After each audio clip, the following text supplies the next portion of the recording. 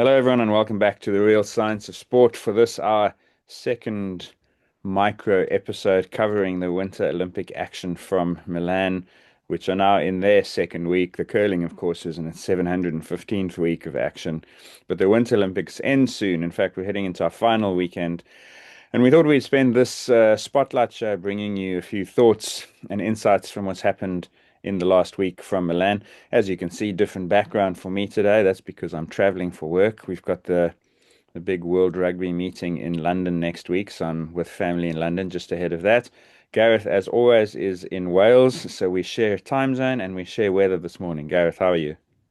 Yeah, not too bad at all. Bit exhausted from the Olympics, that's for sure. It's been mad, hasn't it?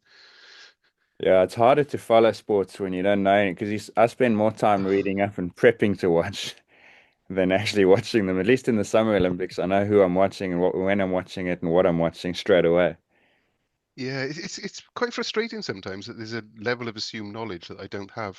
And if you come to the event slightly late, you haven't got a clue what's going on.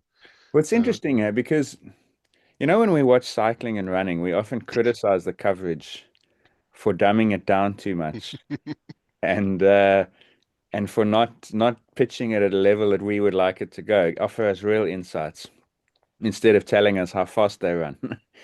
And now we're on the other side of that coin. mm, But I it's do probably think done us good. it's interesting because like we spoke last week about the speed skating and how Carlton Kirby, who's doing the TNT Discovery, whoever it is now, HBO, offers no insights to either the people or the strategy of the race. Whereas I've been watching in the evenings quite a lot of figure skating, and there's a commentator, an Australian woman, I think it's Belinda Noonan, who's on the YouTube coverage because we get that in South Africa. She is outstanding, so good because she says only what needs to be said to give good technical insights at just the right time. So even though I know very little about that sport, I watch it feeling like I'm an expert. And so it's just an interesting, interesting contrast. There have been some other good commentators. I enjoy the biathlon pair. I don't know if you've watched them on the TNT, the two fellas. Mm, yeah. Very good. But going back to Kirby, you see, he's had the opportunity and he's sort of fumbled the ball. But then Rob Hatch has also been doing the Mm. short track speed skating, and he doesn't know anything about skating either. He's a cycling commentator, but it's a completely different commentary with him because he's obviously done his homework and he knows what he needs to impart before and during the race. He does it very simply, and perhaps to short track skating experts, it's a little bit bland, but it's doing the job for us. So yeah, it, it, Yeah. it's it's down to the individual commentator to do the work. Yeah, I've enjoyed Hatch. I think he's been quite good on the speed skating. I thought he was good. And there've been some other good ones. Interestingly enough, our last podcast, which we hope you've listened to by now, I thought it was fascinating insights from Leslie McKenna, one of our own supporters, listeners, spoke to us about let's call them action sports at the Winter Olympics. And that very same day, which was Wednesday, I think I've lost track of days. No, it wasn't Wednesday. It must have been Tuesday.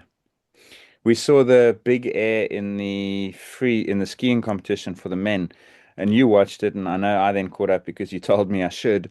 The commentary on that was really good. It added a lot to the Mm. coverage, and it added a lot to the culture of what Leslie told us we should be looking for. And I think it was great timing because we literally heard from her how those sessions can go, and it happened that very same night. So if you do have a chance, go back and have a look at that. We're going to mention that one again a little bit later in the show. Hmm. Yeah, when I spotted you again yesterday, I keep going on about these commentators, was Laura Robson, the tennis player, was anchoring sort of thing out there. It's like jobs for the boys sort of thing. It's like if you were an ex-sports star, you get to go to all these things. So Any I was like, sport. what? Yeah, what do you know about like skimo? Like I reckon they had a secret Santa party in December at TNT and Yeah, they just gave each other sports. So, schema, cool, that'll be skimo. fun. Oh, cool. Yeah, I got a new coat out of it. More Yeah, more on schema later. This is not the science of TV coverage, it's science of sports. So let's dive into some actual Olympic stories. And the first one is it wouldn't be an Olympics if there wasn't some sort of doping conversation. And this one actually came up before the games began, but it reached, I think it's a resolution. No one's going to challenge it, and it'll become known in anti-doping and doping folklore as the Nutella defense.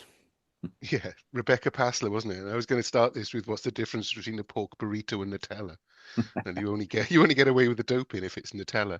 But yeah, Rebecca Passler, the Italian biathlete, she tested positive for letrozole on January the 26th this year, so just before the Olympics. Her defense centered around the consumption of Nutella from the same spoon as her mother, who was taking medication for breast cancer. So she took this, I think, initially to Kaz, didn't she? And Kaz turned around and said, "Well, what did they say? It's nothing to do with us, in a sense, wasn't it?" Yeah, and so the only reason I came across the CAS decision is because I was trying to find out specifics. Because I'll preempt a little bit where this conversation goes. Whenever an athlete comes with an anti-doping defense that involves contamination, they have to show a plausible route of contamination. So they've got to say, right, I know where it came from. They can't just say it was an accident, wasn't me taking a drug. I must have got it from someone else. They've got to really give detail. And I wanted to find that detail, and I couldn't. And I think you looked also, right, for the Mm, actual decision. But what you can find is a CAS decision that was published on the 11th of Feb, which is 2 days before Passler ends up being cleared to compete. And the final decision is literally one line. It says, the CAS ad hoc division has no jurisdiction to hear the athlete's application. Now, to understand how they get to that one line, you've got to wade through what are some fairly legalistic arguments around jurisdiction, who's responsible, the remedies available to the athlete, all sorts of things that, frankly, I'm watching too many Olympic sports to do right now. mm, So I don't actually know how CAS decides not to. Couple points is that mention of CAS ad hoc decision. That's because in the Olympics, CAS knows there's going to be a bunch of these types of claims. Not all doping. I mean, there was another big one about a helmet protest, which CAS mm. also heard, and that one they did have jurisdiction on. But there's lots of little things come up in Olympics, so they've set up these. It's almost like a pop-up. Triage. Yeah, exactly. And they've decided they didn't have jurisdiction. But what is at least revealed in the CAS decision along the way to that conclusion is that the concentration in the athlete's urine of this drug, it's called letrozole, was 1.1 nanograms per milliliter. Now, that's not as low as some I've seen. In some doping cases, you go down into the picograms, which is a picogram is a thousandth of a nanogram, and a nanogram is a thousandth of a microgram. Anyway, you get the idea. We're talking many, many, many zeros before you see a number. But that's relevant because she ends up winning in part because of the low, not being winning. She ends up being cleared to compete because of that low concentration, right? Hmm. But it's this contamination thing again, isn't it? Mm. And in this case, she it was the 13th of February before that she was cleared by the Italian uh, anti-doping authorities. Well, we're already well into the Olympics then, so she'd missed the individual events, and she only had one event left that she could have been selected for, the 4 by 6 kilometer relay. And the team didn't pick her. They cited the lack of recent race preparation and the 10 to 12 days of high stress she'd just endured. So she missed out on the Olympics altogether, which is obviously a shame for her if she was innocent. And again, and it does sound like she's innocent, and we're back to this contamination, this tiny amounts, and we don't really know where to go with this. We've got Travis Tygart saying that you should have, certain tolerances, and Yeah. WADA sticking to their guns and saying that there is zero tolerance. So I really do feel for her in this case because it does Yeah. look like a genuine. Although I forget the exact quote, when the decision was eventually announced, WADA said that they wouldn't appeal it because they felt that it was plausible. So it's interesting. So this is from the CAS decision once again, because this is the only place we get some detail. And basically, she's saying that since June 2025, the mom has been using this letrozole for treatment for cancer. She takes it daily by mouth and that it's normal in a household to share cutlery and touch the same food with their hands. They also wash dishes by hand. They also share a bathroom. There's a jar of Nutella in the kitchen pantry, which she eats using a spoon, and directly from which the athlete ate some Nutella at breakfast on the 25th of January, 2026. Gareth, what do you reckon you ate for breakfast 2 weeks ago? Yeah, exactly. And this Okay. is when it comes down to supplementation as well. You got to track everything. Yeah, But exactly. So this is so they make that very specific defense. On this morning, I remember this is my alibi. What were you doing at 7:30 in the morning? Well, I was having a bowl of Nutella in my kitchen. Um, so then she gets, as is always the case, she gets expert testimony, and one of the experts is a director of a lab of clinical and forensic toxicology at the Padova University Hospital. He says in her support, in her defense, it is my opinion that the most likely cause of the positive test was the accidental, unaware contact with the content of her mother's bodily fluid by using the same cutlery or tableware and or the same food the day before she submitted her 26th January sample. So that's why she said, yeah, I had the Nutella on the 25th because the sample was the day after. Um, no, and then the CAS decision doesn't really tell you much more. It talks a little bit about letrozole, which is just for listeners, if you didn't know, the, it. Sorry, go on. Kaz didn't make a decision. No. Well, they didn't make a decision on the case. They make a decision that they can't make a decision. Oh, Jurisdiction. right. Okay. So this is what Kaz, right. So this detail had come out in the Kaz Yeah, yeah. So it's interview it's we part compared, of right? it's so like you get some superficial high level detail. They talk a little bit about what letrozole is. It's classified by WADA as an S4 hormone modulator substance because basically what it does is it blocks the conversion of testosterone to estrogen, and then it keeps the testosterone levels higher. So it boosts the body's natural testosterone Mm. levels. And so it's an aromatase inhibitor. Normally, this is an enzyme that converts testosterone into estrogen. So now you stop that, you get more testosterone. Yeah, I just Um, wondered why Kaz were getting involved at all to this level of depth if they're just going to say, no, it's nothing to do with us. Because as I yeah, read it, it said they declined to rule because she hadn't exhausted national channels. But do you think that Kaz would have just said, no, nothing to do with us? And that's yeah, all. yeah. And I mean, to be fair, at 26 pages, it's one of the shorter cast decisions you'll ever Hmm. read, but it's still 26 pages. There's one, and then there's one final thing which I thought interesting and frustrating because we don't know how it changes. But there's a section obviously here where WADA and the International Biathlon Union make their submissions, and in it they talk about two experts who, and I'm going to read to you, um, Prof. Salji and Prof. Tevis both consider that the explanation put forward by the athlete is possible but implausible.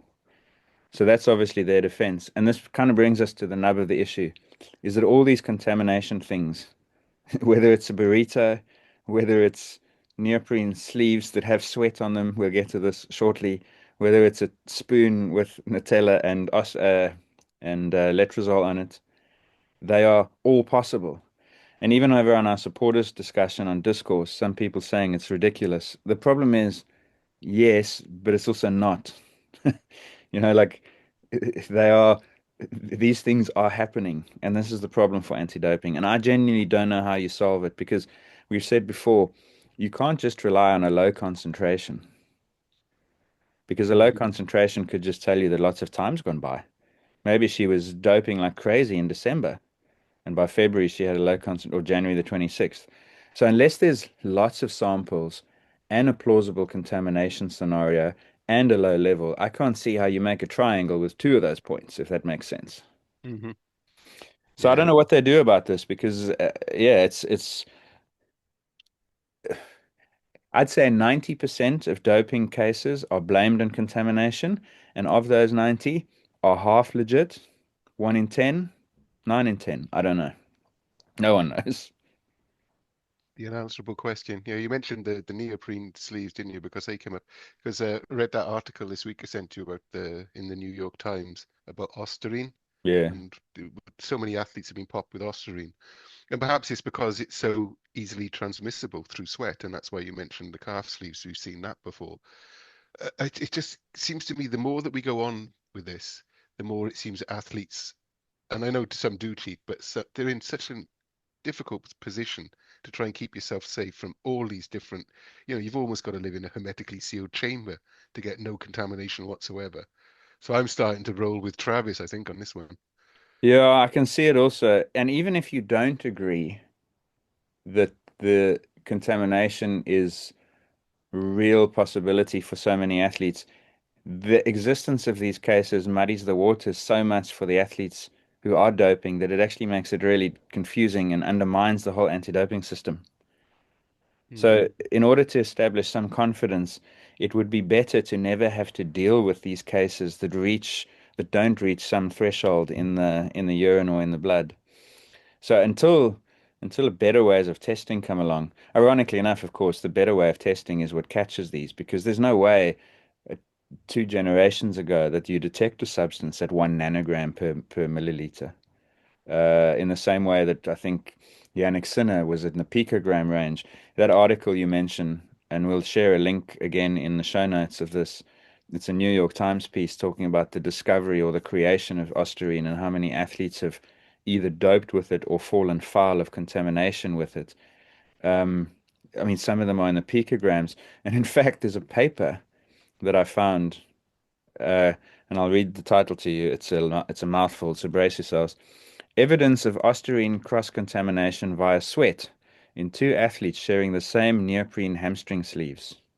An original situation of drug transfer where anti-doping rule violation was suspended by sports authorities. And this paper was actually written after an athlete claimed that their doping positive with Ostarine was caused by this exact thing. And when you read this, they found Ostarine in the toenail clippings at 45 picograms per milligram. So it sort of gets everywhere, including in the sweat. And that's why this athlete, and they cleared the athlete, and I couldn't find Hmm. who the athlete was. So obviously, this was one of those dealt with below the threshold. But anyway, it's such a problem now for anti-doping because athletes are scared and they've got no recourse when it happens, when it's unknowable contamination. Like a supplement, I buy something at the local pharmacy to try and stack some muscle on, and it's contaminated. I'm at fault because I Hmm. should know better. But when it's food or fat, it's very difficult for them. Well, what shocked me about this Ostarine was that it's never been approved, has it, for medical use? And so the only way it gets into the, sort of like the food chain is because it's created in black market labs Mm, and sold, and then it gets mixed up into supplements, and and then it goes transmission between people who might have been. It's just there's a chain of events which the athletes, it's very difficult, if not impossible, to protect themselves from. So, like I say, yeah. that's the dilemma. I mean, the Mm, counterpoint is that if I did want to dope with a substance to boost my testosterone and and potentially enhance performance and endurance and recovery, then the perfect candidate would be a medicine that's available to a family member. mm, So you got to, but then again, like, would you have a level of 1 nanogram? Would you take it normally and then stop and just hope not to get tested in that window? So there's lots that has to go right for you or wrong for you, depending on your perspective. But mhm. it's a mess. We bandy around the term microdosing quite a lot. Mm, How effective is microdosing though? Because if we're talking about these things in picograms, nanograms or whatever, are they actually effective in boosting performance that much? Is it something to yeah. be worried about if somebody's got that level? Whether they took it inadvertently or whether they were deliberately microdosing with these tiny amounts, does it really make a difference? I don't think this kind of drug is a microdosing drug because they've got such long half-lives, which means for those that don't know, it just takes a really long time for the levels to drop down to zero, to disappear, to be cleared, Hmm. excreted, whatever. And as you say, like they're probably not effective. Like that article you read, the creator of Ostarine, if you wish, I don't know what you call it, developer, founder, they reckon they were using it in people with cancers at like 3 milligrams a day, and Hmm. athletes were using it at 50 to 70. So that's an order of magnitude more. And if you go back down to three, probably the effect for athletic performance almost disappears. So I don't think these are viable. I think where the microdosing is more realistic is when you're taking a substance that's undetectable because it's natural in the body. So, for instance, growth hormone maybe. And then, of course, blood manipulation. That's where you're going to get away with it because you can nudge the hemoglobin levels up, get the red blood cells up, but not so much that you trip the passport up. Because then you're going to find 2 to 4% instead of 5 to 8%. Hmm. Oh, it still could be as high as 2 to 4% then. It's not like Wow, that's that's that's the same as wearing a pair of super shoes. Yeah. I think so. I mean, yeah, that's actually good. Yeah, you're right. It is. But it's one of Hmm. the unknown questions. There's a couple of Dutch researchers and papers saying that EPO has no benefit at all. So But what's the true benefit of doping? Who knows? It's very muddy and murky, that whole world. But I think if you go back to the 80s, those papers from Werner Franke and his wife, who was an athlete in that East German system, they published those enormous 10 to 20% improvements. But then, of course, there was no limit. There was no ceiling to what they were doping with. It was testosterone to the point of harming athletes, or not just yeah, testosterone, but anabolics and androgens. I reckon in the modern era, like it'd be 2% is taking an athlete 2 minutes faster in a marathon. I could see that's plausible. I could see 4% in a marathon for dopers. You go from a 209 to a 205. hmm, like we saw with the women's world record, perhaps. We'll get onto that Exactly. later. Exactly. Anyway, well, it's a shame for Pasla because she didn't get to compete at the Olympics after all, and it's probably somebody who now wishes that they hadn't bothered to turn up and compete, and that's Ilia Malinin, who suffered a shock defeat, didn't he, in the men's free skate? I think just what everybody in the world has ended up watching it. He fell twice, didn't do his quad as he named the quad god. I didn't realize he'd named himself the quad god. I thought that was a title bestowed on him by others, but you filled me in on that. But obviously, after that event, he's been obviously posting on social media. He's obviously got some issues with the pressure of the whole situation, the pressure of his life, the pressure of the Olympics. You know, obviously you've got to have sympathy for him there, Mm. and the pedestal that we put athletes on. And he was even he's been in touch, hasn't he, with Simone Biles because she suffered the same thing. Which Olympics was it where she had the twisties, Tokyo. um, Tokyo, and Mm. that affected her the same way. So it it's easy to say to dismiss it as choking, but do you think what he did was choking? Yeah, it depends how you define choking. And I expect if you got someone like Dave Collins, who was on our show back, and you got a handful of other psychologists who work in sport, they might disagree on the precise definition. Um, just on Malinin, I watched the women's figure skating concluded last night, and he was in the stands supporting his teammates in that competition, and he looked. So anyway, it was good to see him out because you're Mm, right. He put some stuff on social media that would be concerning from anyone. Never mind in that situation. Which is and the point I want to make about that is like just folks get off socials.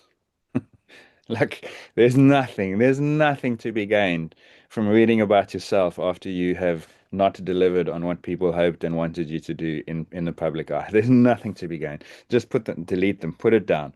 Um, so so what he said himself afterwards, and he was pretty candid about it. It was really interesting to hear him speak. He says, as he went out into the ice, I just felt like all the traumatic moments of my life started flooding my head, and there were so many negative thoughts that just flooded into there, and I just did not handle it. So he's admitting that he opened his mind to negative thoughts, traumatic moments of my life as he went out onto the ice. And so he was clearly starting to think about the possibilities of failure. And I'll share with you in the show notes again a link to an article that David Epstein wrote. And Epstein, for me, is by some margin the best scientific journalist communicator in the world. And it's titled How to Avoid Choking. And he goes into some neuropsychological discussion around the prefrontal cortex. And his definition for choking, let me just read, I should have had this in the first place. it's what you get Um, if you work away from home. Yeah, but I should have just I did bookmark where to read this. Choking, when someone fails under pressure to do something a million times. So if you define choking as that, then yes, he did. Because how many quads has that guy landed? How many times has he landed a triple? So many. But if you what did you watch it? I watched it back. Yeah, I didn't watch it live at the time, but obviously I watched it back. The thing that was the most revealing was not that he fell, because I think he tried like four jumps and he fell on the last two. The first two he didn't attempt the jump that was written down in the program. Hmm. They were supposed to start with that famous quad axel that only he's done in competition, and he pulled out of it. He actually like bailed out of that signature move and did a single. And when you see that, you go, "Oh man, now he's some It's switch a was slide. thrown in the wrong direction." So he got a different quad jump on number two. He then bails on the third jump, goes from a quad to a double. Then he falls on a quad. Then he falls again. And you could literally see the guy like unraveling. His confidence with every single thing he failed to even attempt was diminishing to the point that then he couldn't execute the things when he did attempt them. And so what's happening, and David explains this, is when we are expert performers and we've perfected, or not necessarily, we've mastered skill execution, we stop thinking about skill execution. We just do it. And then the moment we start thinking about it, you actually start losing the ability to execute the skills. So, for instance, you learn to ride a bike or drive a car. It's a very conscious process. You have to think, where is my foot? Put it on the clutch. Now touch the brake. Hand onto the gear lever. Don't take hand off steering wheel. So there's all these thoughts going through your mind. Now you get in there, it just happens. You don't necessarily think. But the moment you are under pressure, you undo that learned mastery because you start consciously thinking about things that should be automatic. And it does feel that that's what happened to Malinin in that situation. And it's not just there, by the way, like because I watched the team program where he competed twice, short and free, and then he did the short program the night before. And maybe the hype, he was a victim of the hype, but his performances in Milan were nowhere near what we were being told he was capable of before. His scores were down. The commentators I was watching say we've never seen him look so vulnerable and tense. So I think he was under pressure from the opening ceremony, and it all just built up and built up and built up to the point that then he invited thought to a thing that should have been automatic, and he failed. Mm. And of course, in a sport, and that's why the bios comparison is interesting because they're similar sports, gymnastics and figure skating, that it's so technical that you can't get away with it. It's not like an explosive power sport or sprinting or something like that. It's just that one mistake. If he'd landed that first trick, that quad, perhaps things would have gone entirely different the rest of the routine. But once as you say, the confidence started to unravel, that's the end of it. Yeah, and I remember so Epstein obviously, and again, read his piece. It's top quality. But I remember Malcolm Gladwell writing something which I know a couple of sports psychologists didn't agree with, but he spoke about choking is when you think too much, and panic is when you just stop thinking at all. And I don't know whether there was a point for Malinin that he just started panicking. Mm. Veered from Uh, one to the other. Mm. yeah, because anyway, he just didn't cope with it. In the end, he was beaten. I think Kazakhstani was the winner. Big surprise.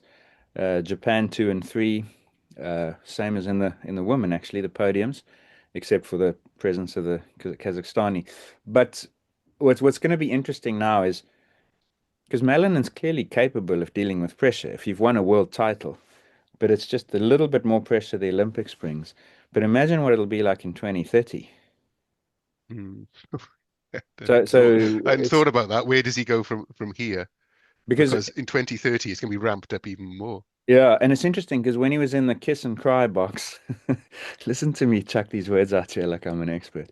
He was in the kiss and cry with his coach, and the scores came up, and you could see he was upset. And he said something to someone, the person on his right. It was caught by the microphones, but he basically said they should have selected me for Beijing because back then he was still a teenager, but he'd come second in the US trials. And there was this thing, would he go, would he not go? They chose not to send him. They chose to send a couple of an older skater in his place. And he said in the box, I should have gone to Beijing, then this wouldn't have happened. And what he's saying there is, if I'd been exposed to the Olympic pressure before, I would have been a little bit better off. Fair enough. But the problem now, that's true when you're a 17-year-old and you can go in with no expectation. You can come seventh, no one notices. Like Phelps, eighth in the or sixth or whatever it was when he was 15 in Sydney. But when you've now had this big high profile failure, you can't sit in that box in France in 2030 and go, I went in 2020 because it's actually going to make it harder.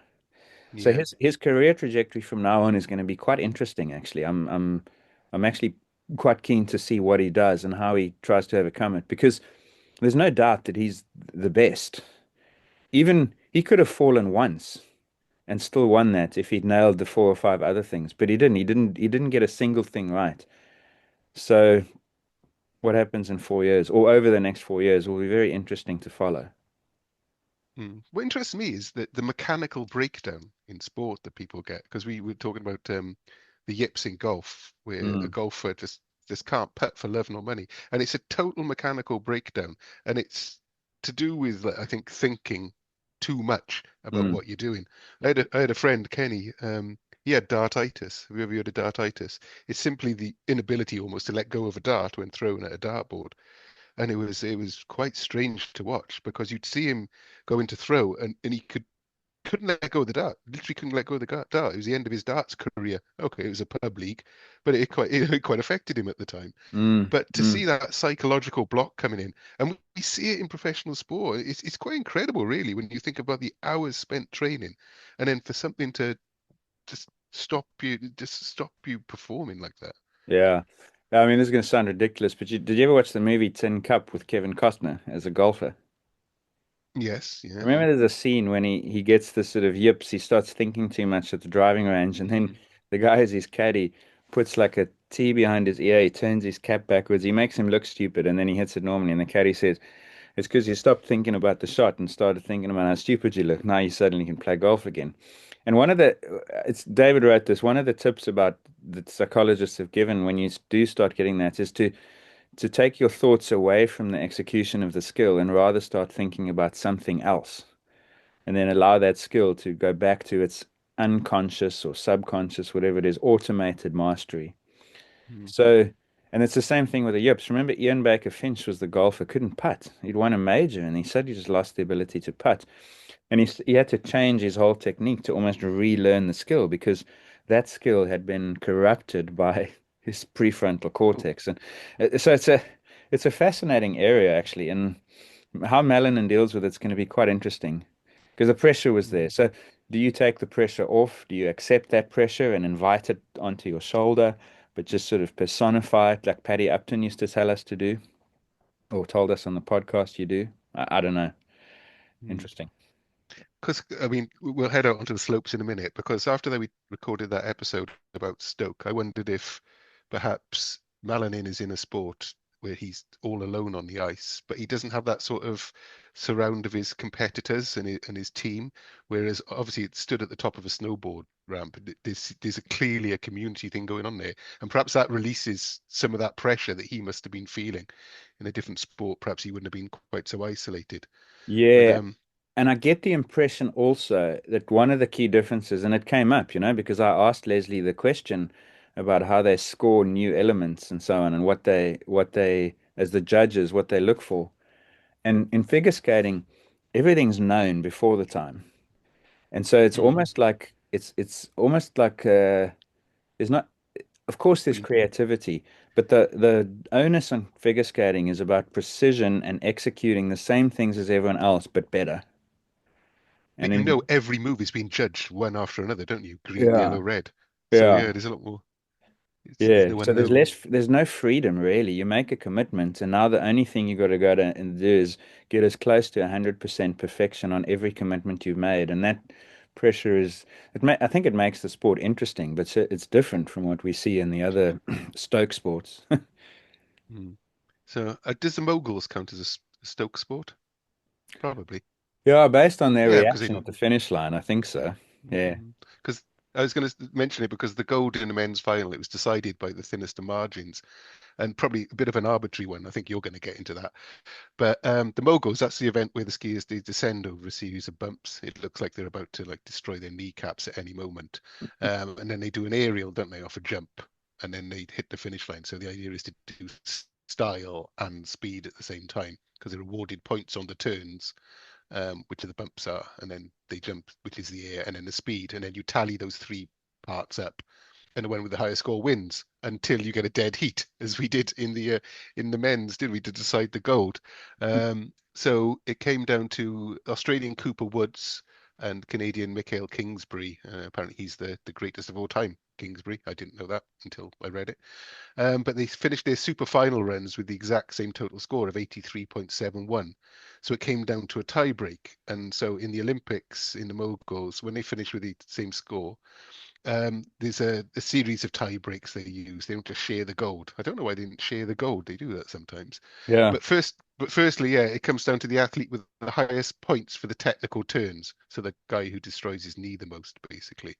Then if it's still tied, it goes to the air score. Then it goes down to speed.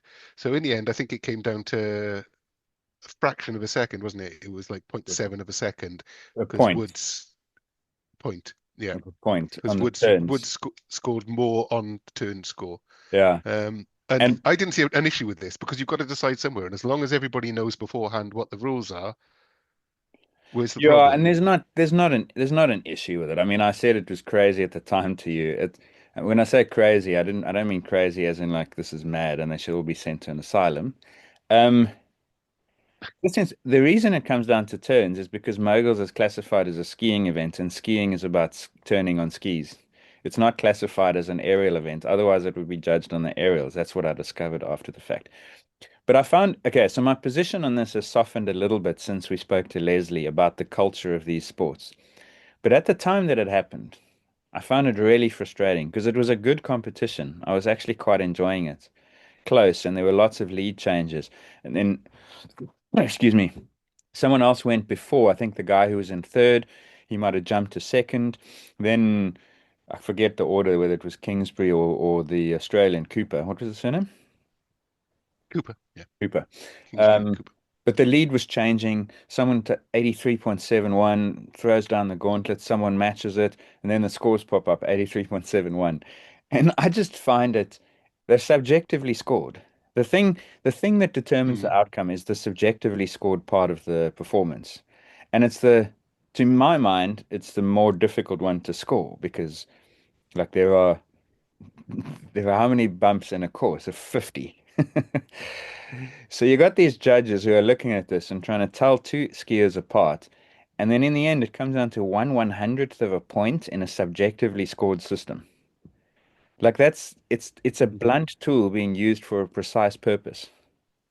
It's Do you weird. think the speed? Do you think the timing should have been the decider? Well, Because that is entirely no, but then, subjective. then they would just take the straight line and they would Objective. just bomb their way down there in 18 seconds instead of the Well, no, but oh, 21. well, no, you don't change. You just have it as the tiebreak.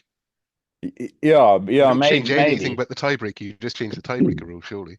So I found it a bit of a deflating end because I don't care who wins. I'm not upset that the Canadian lost the gold. I don't really, it doesn't matter to me at all. But I wanted to see a decisive winner. I don't want there to be a tie and then some subtle thing where three people subjectively can judge something down to the hundredth of a second. Imagine, imagine the men's 100-meter title in the Olympics on the track was decided by manual timekeeping of three people who count from 1 to 10 and then decide it was a tie based on their assessment of a hundredth of a second. Hmm. Now, Yeah, I'm I, I saying I'm saw. saying that in a derogatory way, but this is the structure of these sports. So it's not a problem, and I have no way to fix it. But it's just weird to me. Like there's no difference between those two performers on that day. Yet they've split them on the basis of a tiebreaker down to the hundredth of a second with a blunt tool. It's like using a carving knife to do brain surgery. But I still, yeah, as long as it's known in advance, Yeah, then and that's the thing. there are It's no known. arguments. But yeah, I sort of do see where you're coming from. I just do it by time then. It's an odd event anyway, isn't it? Really, when you Yeah, it combine is. the three It is things. funny. Because I'm like I've said before, I do prefer it when it's just first past the light post. But yeah, the moguls. I mean, that wasn't the only scoring controversy, was it? We saw in the is it the big air freestyle skiing Skiing. in the men's skiing. I think there's been some. And I wasn't even aware because I watched this the other night.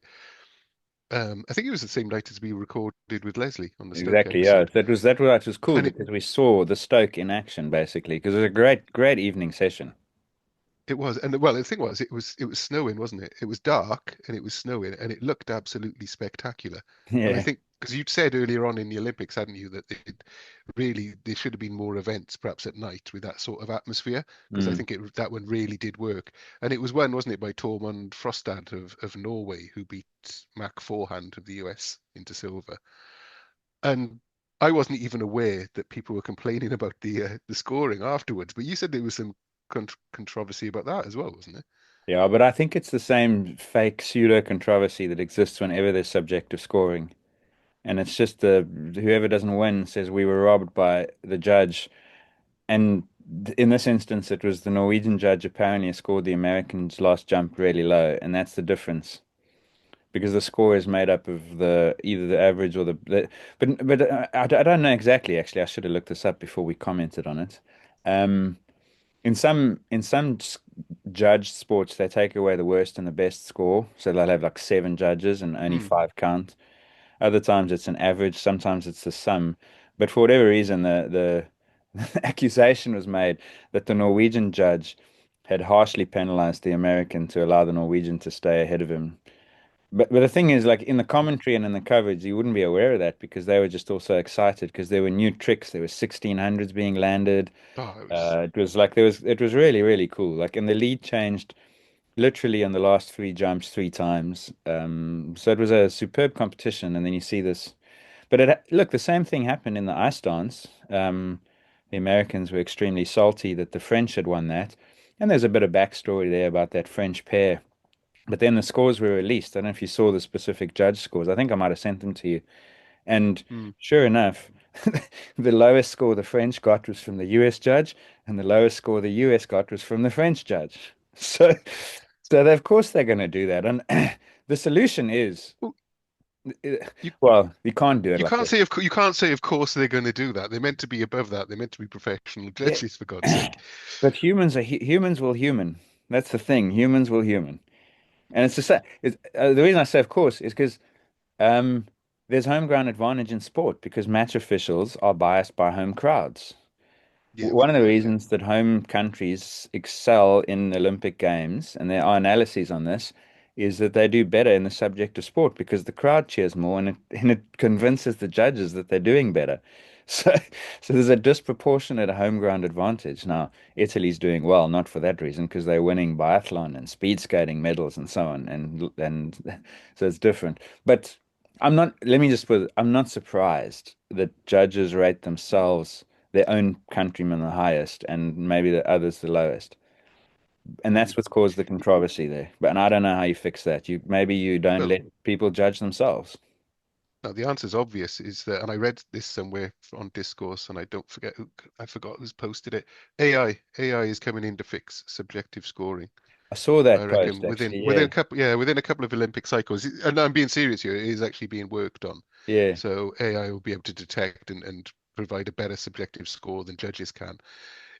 Is that for better or for worse? Is removing the human element of scoring a good thing? Well, according to these, the French and the Americans, yes, it would be.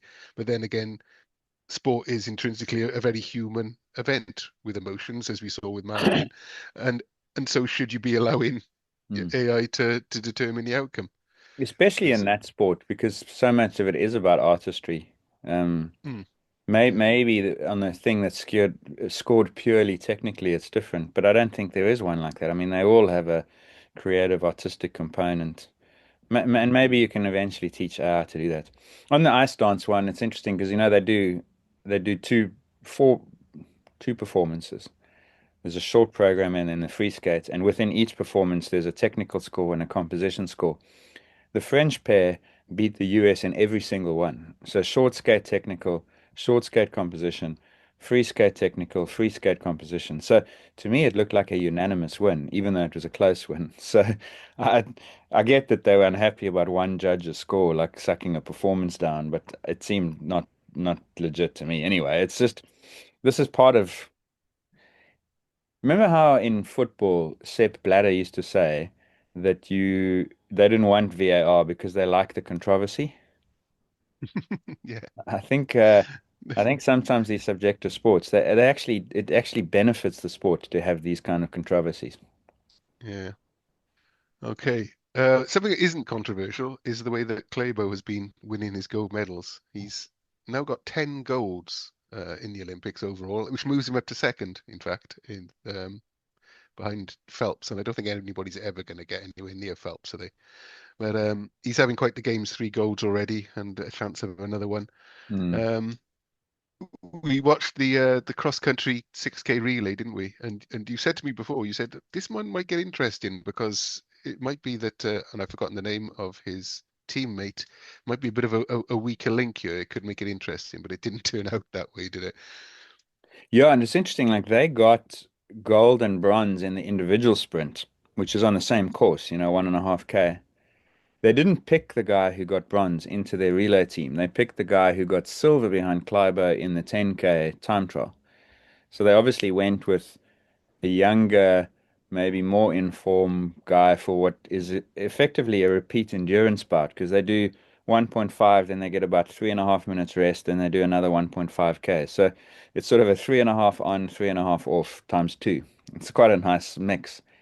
Um, but they were going to win it no matter what. I was just hopeful that maybe Kleiber could be put under pressure on the second last leg so that we could actually see him have to chase 5 to 10 seconds.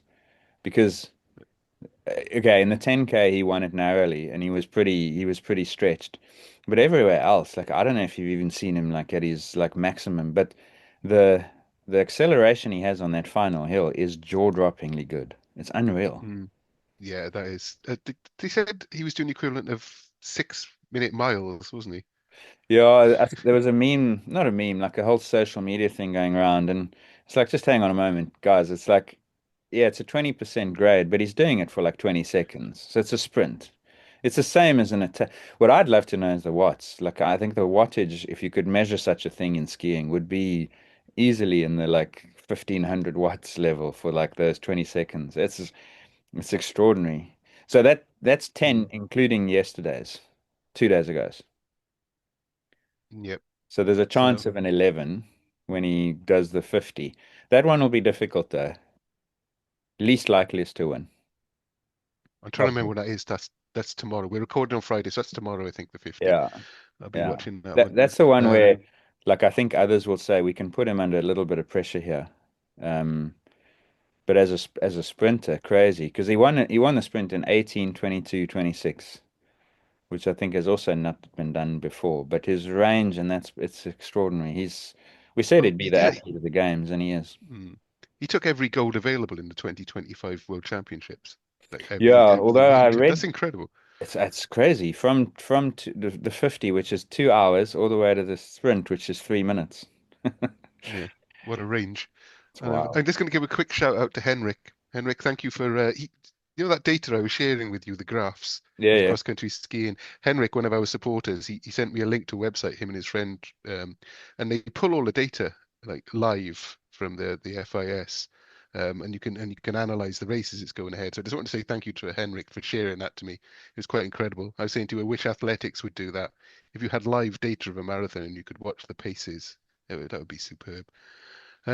What else has been happening? Biathlon, biathlon relays, both won by the French, the men and the women's, and they were some fascinating races there, weren't they? yeah. The outcome was forecast, especially on the women's side, because they Mm, are the best. But both interesting races. The first leg for the French in both cases, they were going 100% no problem up to the second shoot, which is the standing shoot. And then just looking at it on the women's side, their first leg misses three and has to do a penalty lap. Because you know that in the relay they get three spare bullets to use, right? yeah, Take some of the pressure yeah. off them. So you've got to do a penalty lap. It's because you've missed three and a fourth. And on the men's side, the same thing happened.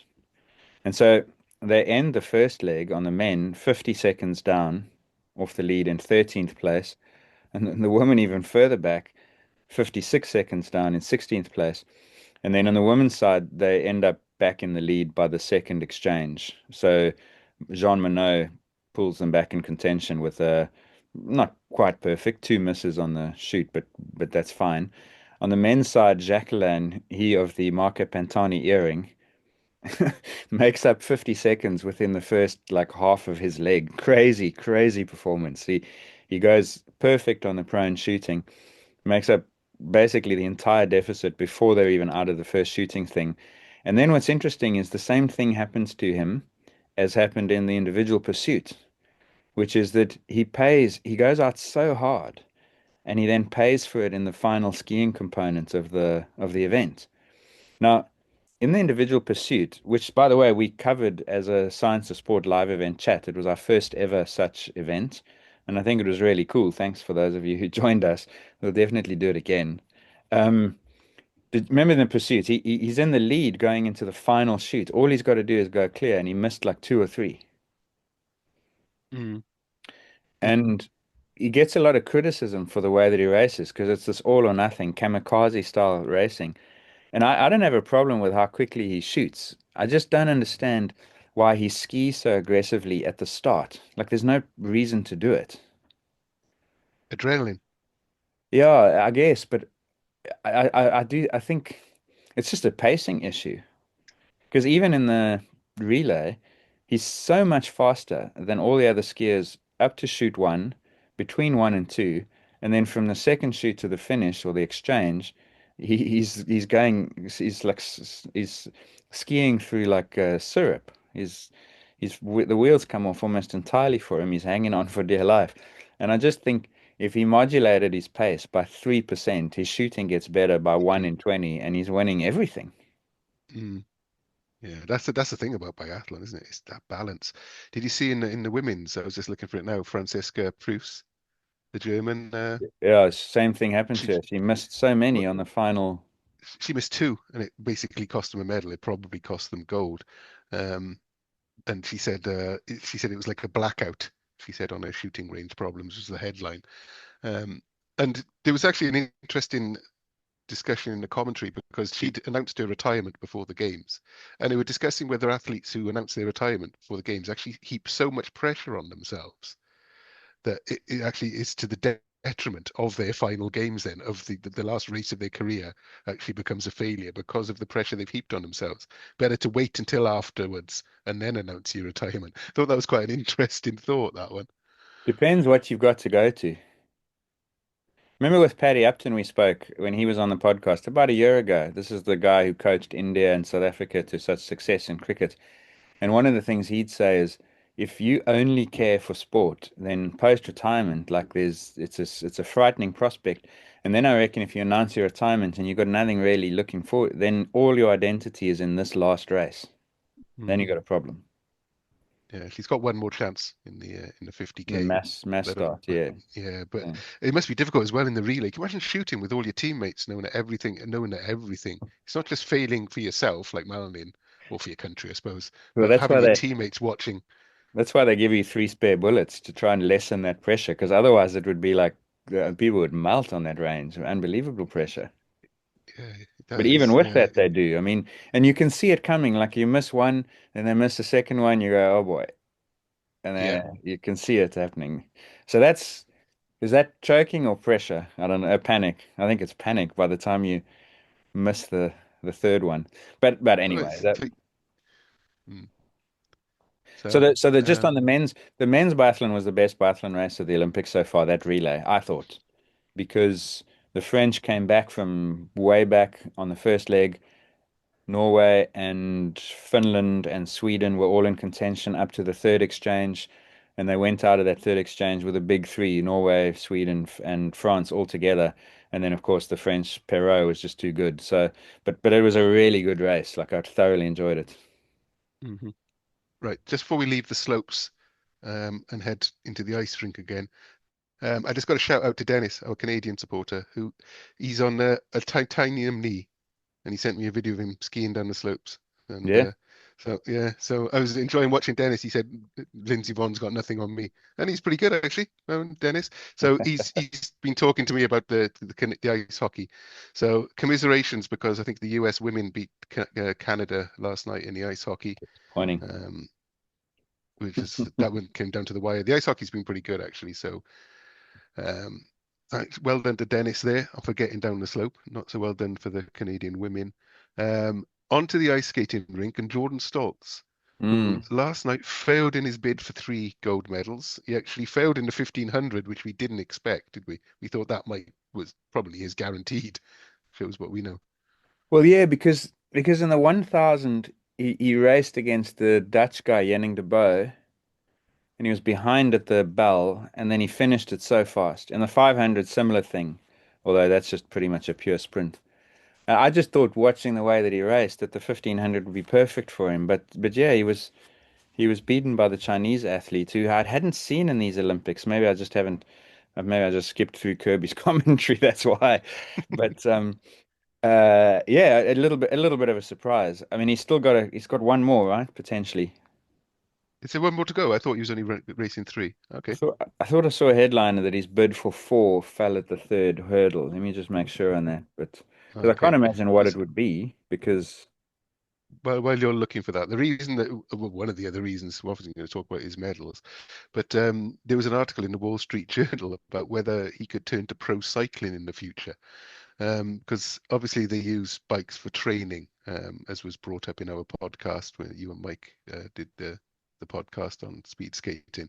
Apparently, he's a committed cyclist as well. He uses his bike to train long hours, it says, in the off season.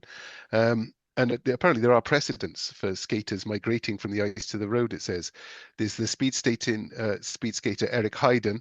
It calls him the Lake Placid legend. He made it to he finished the Giro d'Italia and made it to the Tour de France. So there is precedent set. And so the question is whether or not Stolz would have the power to remain in the peloton, and whether it's a culture really that would suit him as well, because they're two totally different sports, you know. So where was the figures on this? Stolz actually said he said I think I could do well on a flat stage because apparently his generated output has been measured at 2100 to 2300 watts, which would actually put him in the range of the top sprinters. it's But of super course, high.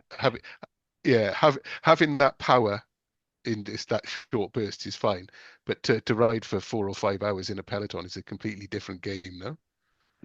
Yeah, that's the problem, like, can you do it after 5 hours?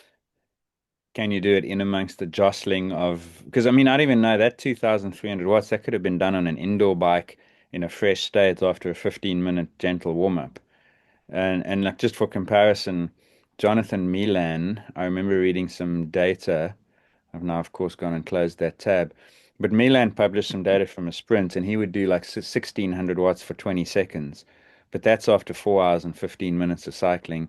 And of course, you've got to position yourself right and so on. So those would be the major challenges is do you have the capacity to, it's durability, basically. How Yeah. durable is that power output in a sprint? And then technically and tactically, how good are you? I would have thought if I was advising him and he wanted to go for it, he's only 21. So you can learn that. And I think they're insurmountable challenges. But I would have thought that getting on the track cycling for the first bit would be good. Give Los Angeles a crack on the track cycling in the 1K, because then it's a 1 minute effort. It's the same as his 1,000 meter speed skating effort where he's the best. He doesn't have to worry about other people. It's just a pure power test. And then see how that goes and then make the transition. Lots of cyclists have done that. You see a lot of crossover cycling, track cycling road guys.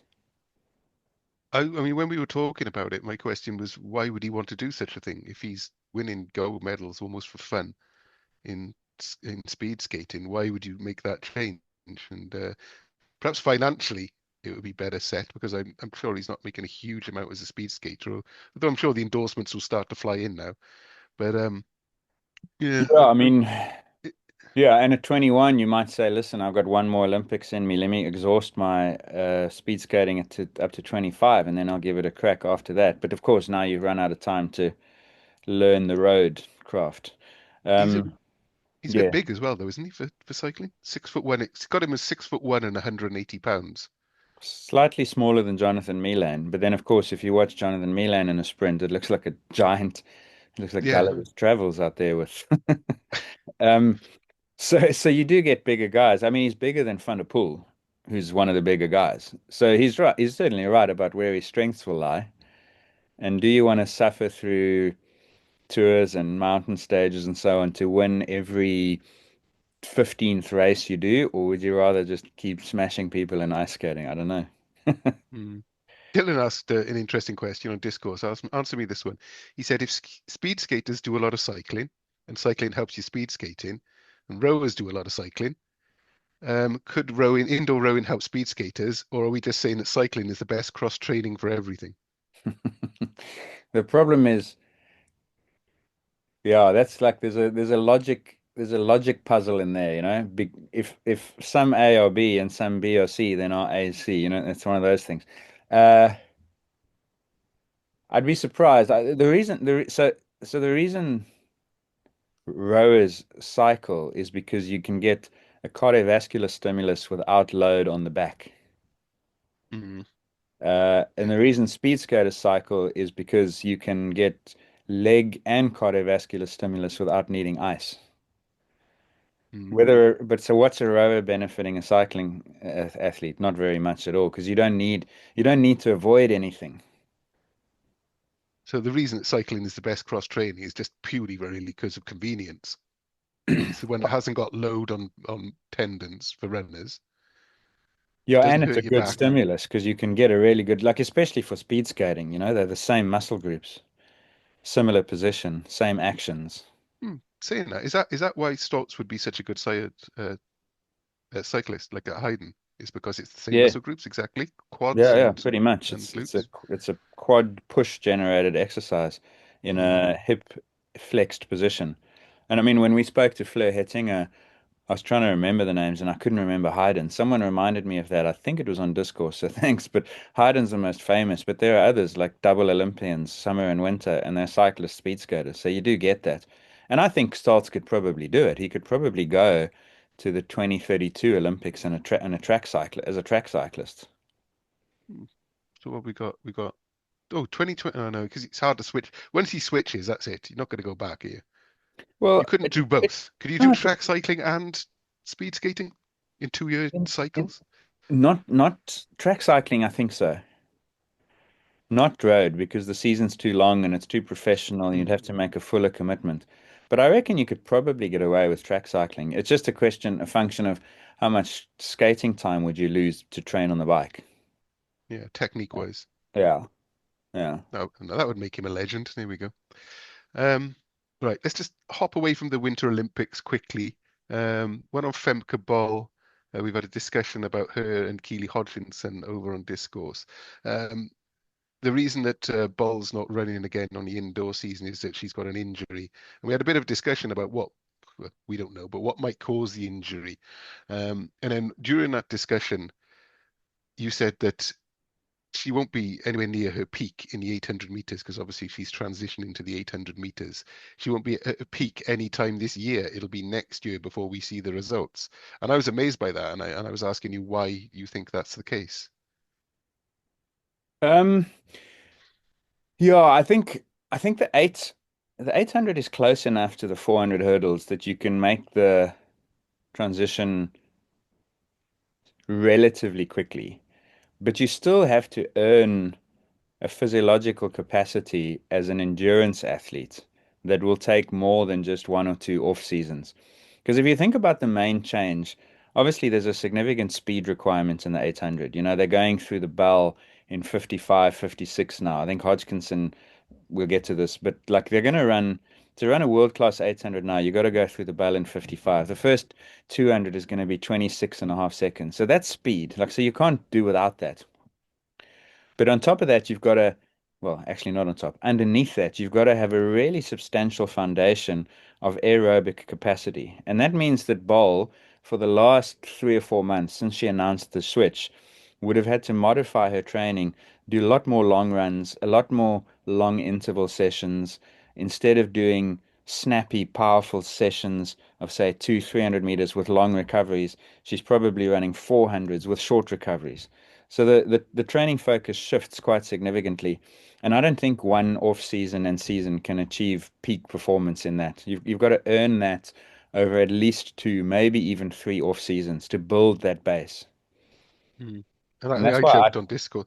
yeah, Oh, so that's why I think 2026 is dipping a toe in the water. 2027 is when she can go into the off season with a base behind her. It grows exponentially. And then 2027 into 2028 is when she'd want to reach the ceiling. mm. I'm wondering if she's starting to sort of doubt herself now because Keely Hodgkinson, last night she broke the long-standing women's indoor 800 meters world record that was set 24 years ago by Yolanda Keplak. Hodgkinson ran 1 minute 54.87 seconds, which absolutely smashed. She took nearly a second off the old record. And you've got to remember that that record was set by Seplak, and she was suspended for doping, wasn't she? Yeah. Eventually, she got done for doping for EPO. So it looks like that Hodgkinson's broken a record, 24 years old, set by, and it's taken that long for the record to fall. shows exactly. We were talking earlier on, weren't we, about the effects of doping? Well, it goes to show that if you set records with EPO, then it takes 24 hours to 24 years rather to break them. But what one outstanding achievement by Hodgkinson. She went out to break this record, and she certainly did it in style last night. Yeah, I'd have been disappointed if she didn't get it. Like it was there. Mm. I saw an interesting stat that the world record was set on Hodgkinson's birthday. The Yeah, day, it well, was. by birthday, like literally the day she was born. So that's how old it was. Mm. Yeah, Not it that was. So Hodgkinson's old, but you know what I mean. well, she's frighteningly young, really, when you look at her potential. So surely that she's going to be looking at the outdoor record, perhaps this year.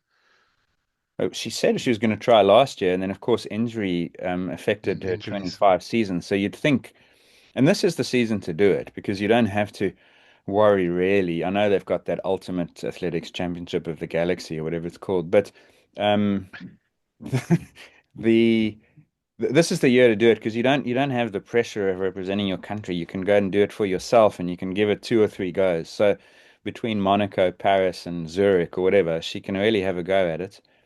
I don't think she's going to get much in the way of competition, so she can get a pacemaker. They can work together for months. They can work out a plan, 27, 28, whatever it is per 200, and give it a real go. Mm. And I think she gets close to it. But I mean, the indoor record was, I think it was soft. I know it was old, but it's partly because the best athletes don't really go indoor. I'd have been I'd have been surprised, not disappointed. It's not my place to be disappointed.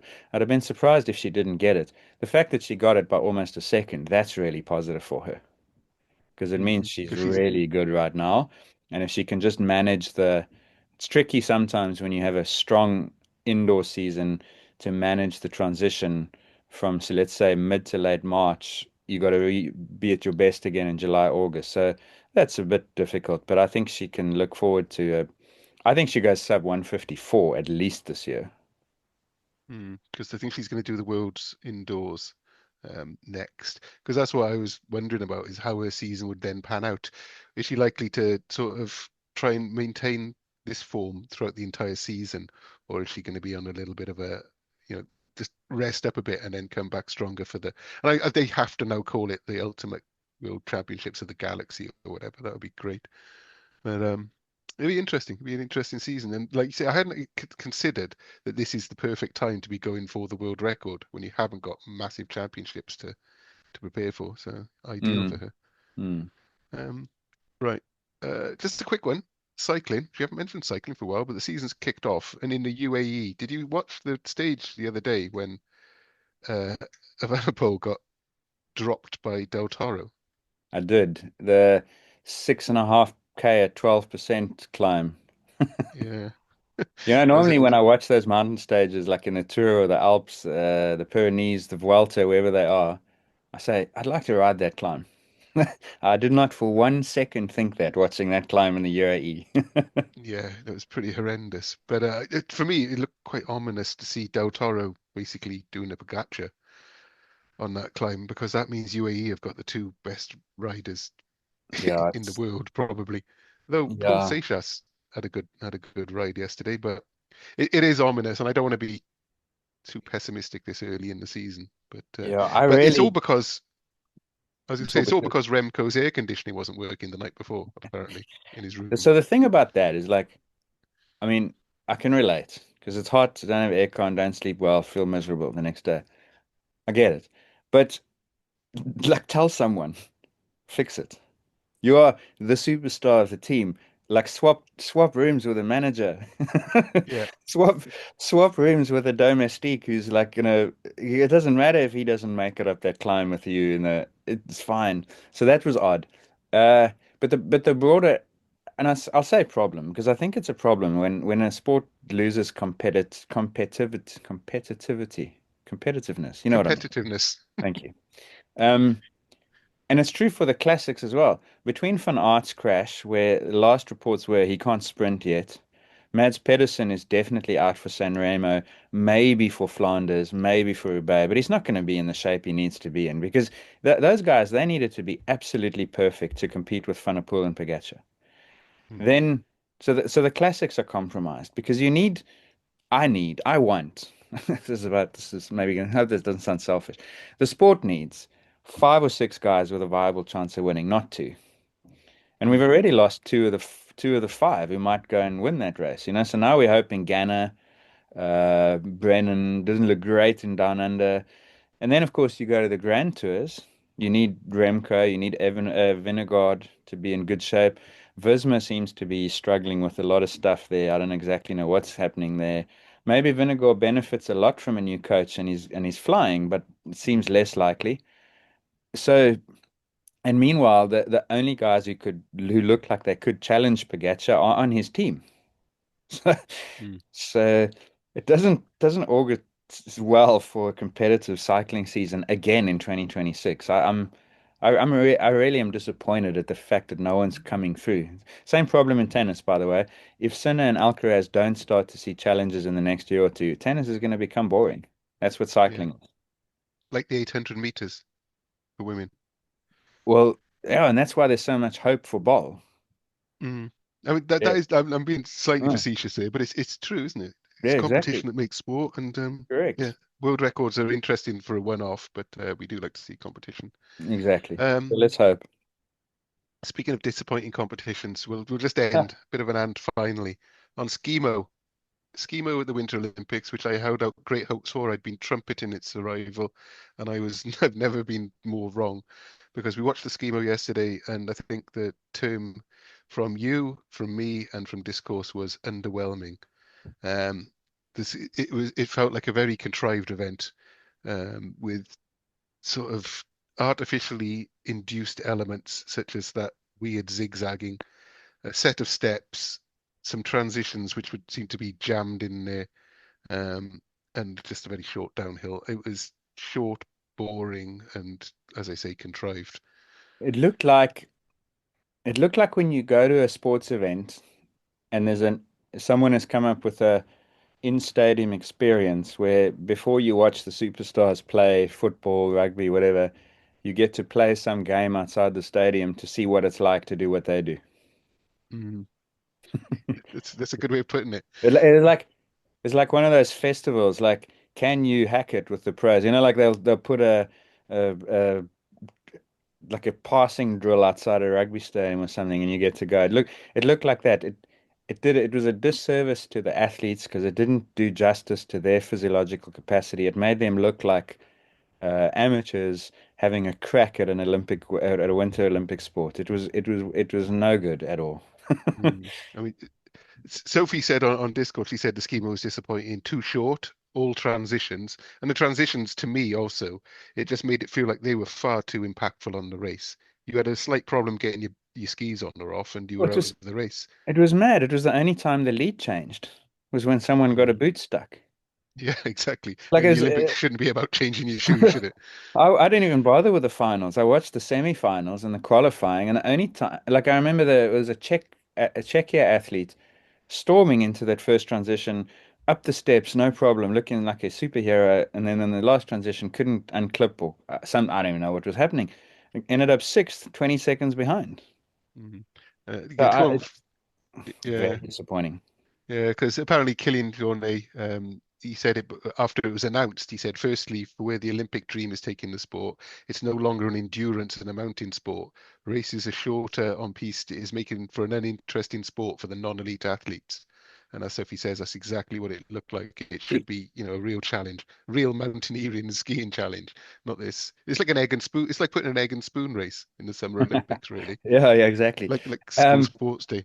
See, I don't mind the distance being short. I get that with skimo, it compromises what you can actually do. Because what can you do in a 800 meters or whatever it is? I mean, the climb was 70-meter vertical over 320 meters, so it was a 20% gradient, which is pretty substantial. But it looked like a fairground ride. But the point is, when I'm watching cross country skiing, the sprint events are more captivating. They're interesting to watch. The 50K, yeah, I'll watch it, but it's not spectator friendly. It's not TV friendly. So I don't necessarily mind the duration of it being short, but they've got to figure out a way to either repeat laps, maybe you got to do three loops or something, Mm. um, and make it more natural looking, not like running up a big So staircase. forced. It was just So forced. Yeah, big My letdown. biggest disappointment of the games so far. Yeah, big Well, big letdown. On that so happy note, we'll save the rest. We'll save my thoughts on curling, etc., for our wrap show where we're going to be doing a bit of a tear down of the Olympics, aren't we? Our favorite events, etc. yeah, we'll do a good, bad, and the ugly of the Winter Games. That'll be next week because we've still got 3 days of competition to go from Milan. So Hmm. hopefully we get a few more talking points, and then as Gareth has said, we're going to wrap it all up for you next week. For now, though, for this little winter spotlight, it is goodbye and enjoy the last of the curling at the Winter Olympics and all the rest. For now, It'll end one day. ciao, bye everyone.